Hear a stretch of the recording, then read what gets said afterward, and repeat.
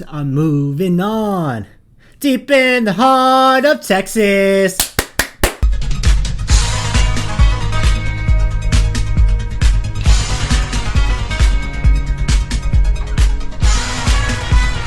Hey everyone, welcome back to Talkin' Soccer. I am your host, Justin Horniker, avid Kansas City Current fan. And it's hard to breathe. My heart rate is still out of control after the Kansas City Current win on a final kick goal from Fava. A game that I have a lot of notes. I have a lot of notes about this game. And frankly, this outcome, final goal coming 9 minutes plus some extra into stoppage time, just a kick away from going to extras when both teams looked absolutely exhausted, players being injured all over the field. A game that both teams should feel pretty fairly about. This game could have gone either way, but neither team really dominated. Sure, there's stretches where Houston had KC on their heels, and there were long stretches where Houston had KC on their heels, but Kansas City had the better chances throughout this game. If you look at the shots, you look at the saves, you look at the amount of attempts on goal, you think that, Houston probably dominated this game. Houston had 20 shots to KC's 6, but if you look at the expected goals, if you look at the kind of underlying numbers of what happened in this game, Houston had one big chance to Kansas City's 2. Kansas City won the XG battle pretty handedly, and ultimately, KC were more clinical in their chances. AD Franch only had to make 4 saves in this game. Yes, they were crucial. They were big saves. But when you look at the 18 shot number and you look at where these shots are coming from, KC did not give them a lot of room to operate inside the box. And once the dash took Ebony Salmon out of the game, they had a lot less to work with. And if you see in the last 10 minutes after Salmon exits, even though Sanchez is still very good, still makes life hard for KC in the defense, that lack of other attacking option makes it so KC has a much easier time to pull this game off. I think you see it best in kind of the closing minutes. There's a 2-on-1 where Sanchez has another Houston Dash attacker to the right. And you had Edmonds back in kind of playing this 2-on-1.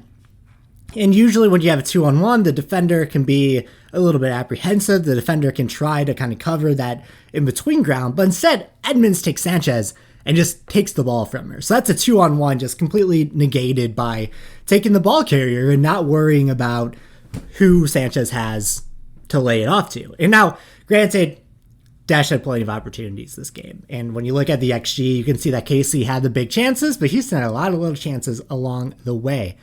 A home crowd that was very, very loud, very, very just, honestly, the atmosphere was fantastic. And from a Houston Dash standpoint, you had to feel very good about what you saw out there. But when you look at the NWSL, when you look at the big picture, NWSL is a hard lead. The Kansas City Current are probably better than the record said they were. When you think of the fixture congestion down the end of the schedule, when you think of how rough of a start the Kansas City Current had and were able to come back and be in first place for a while, I think that as much as people were painting the Kansas City Current as this underdog coming into this game, this is a outcome that should have been expected. Now, Kansas City Current, I said on TikTok in my pregame, without Des Scott, that was a big question mark. But Alex Loera was able to kind of step into that 6 role. And let's break this down a little bit and talk about, what Alex Loera in the 6 really did to this KC structure. What you might have noticed throughout this game is that Haley Mace and Kate Fava, especially in the first half, and this kind of loosened up a bit as the second half went on, but especially in the first half, Haley Mace and Kate Fava, who, usually almost act as wingers versus wingbacks or fullbacks, were definitely staying back. So this was, instead of a 3 at the back, this was almost a 5 at the back with Haley Mace and Kate Fava, really looking to anchor that defense even more. You had Alex Loera just sitting right in front of the 3 center backs. You had the 2 wing backs being far, far back. And at times you had, 7, 8, 9 Kansas City defenders in front of the Houston Dash. and in front of the ball. And I think that's where you see that 18 shot number and you realize just how many players KC were able to pump into the box. And yes, it was some desperate defending, but it was good desperate defending and ultimately some real clutch tackles, some real clutch dispossessions. It was all you could ask for from this KC defense that was playing a little bit short-staffed. When you have Loera, who usually is in that back three, having to play up, you have Addison Merritt coming in and eventually being replaced by Izzy Rodriguez, that isn't your first choice back three. I still think that Des Scott gives you more than Alex Loera does at the 6, but when you look at this game in general and you look at that final goal sequence, Alex Loera, without her, this game is not won by Kansas City. And we can look at that final sequence here. Alex Loera plays the ball in to Lolabanta. There's a nice little interchange there. And finally, after Lolabanta plays the ball in towards the keeper, Keita Fava is there to kind of a dirty goal it up into the back corner. Those goals win you playoff games. And NWSL playoffs are chaotic, and greasy goals are what win you championships. As much as every team in this league is a quality team, those greasy goals are what separate the top tier from the lower tier in terms of playoff success. Those one game winning predicaments. Kansas City did the first test. Their first playoff quiz, they passed with, not flying colors, but, they got a 71 and you needed a 70 to pass. And they did just that. Going on to play Seattle OL Reign next week. That's a little bit more of a difficult game for KC. I don't know if they necessarily match up well with Seattle. Then you look at the injuries that they sustained today. Lola Bonta with 1 goal, that beautiful penalty that Kristen Hamilton drew for her, that she sends Jaden Campbell to the left, slots it in easily to the right. She suffered a bit of a knock towards the end of this game before she had the assist on the final goal, though. So maybe she ends up being okay. She played the rest of that game. Maybe just needs some rest before the game.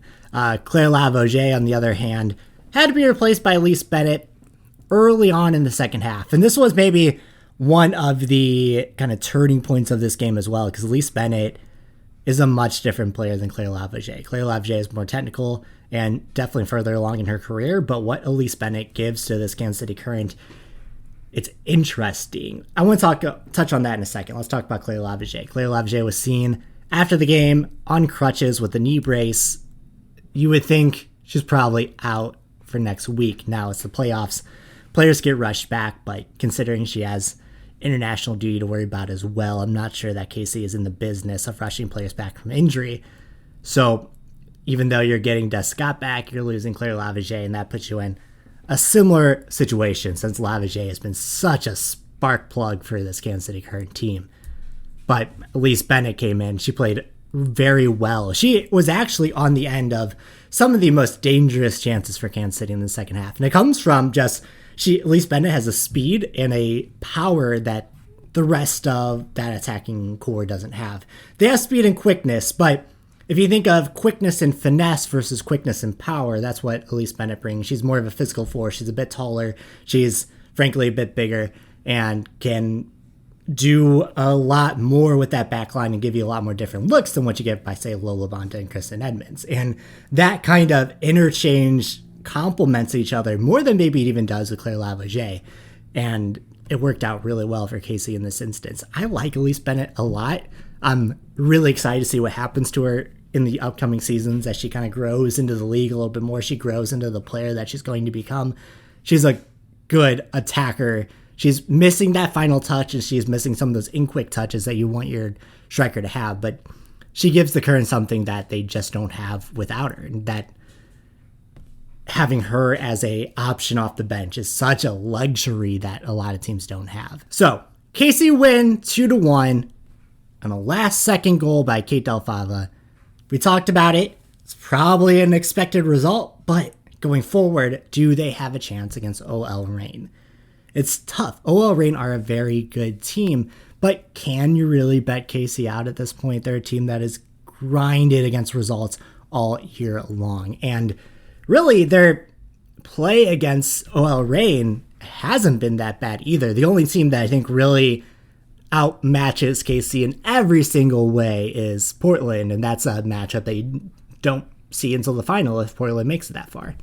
If you look back at the last time that Kansas City played the OL Reign, Kansas City won 1-0 off a low Labonte penalty kick. Who could have seen that coming? And a game where AD Franch had to be a brick wall again. And those blueprints are there, but, can they do it again on the road in front of a hostile environment? So we'll see what happens. We have a lot more playoff action to go before we get there, but it's a very good start to the NWSL playoffs, a very good start to the KC Current.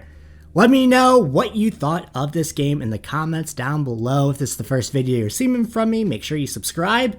And before you go, let me leave you with my players of the game. I thought my first player of the game was AD Franch. AD Franch was a phenomenal piece and really a crucial piece of this game, making 4 clutch saves, some big saves, and just her presence in the goal box does so much more than even the saves end up being.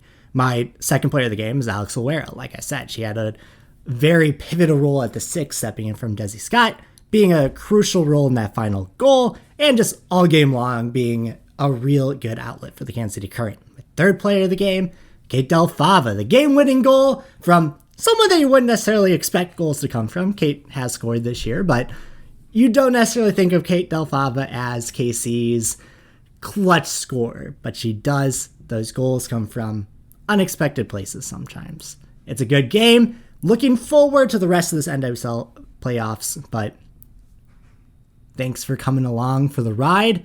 Everyone, take a deep breath, and we'll talk soon.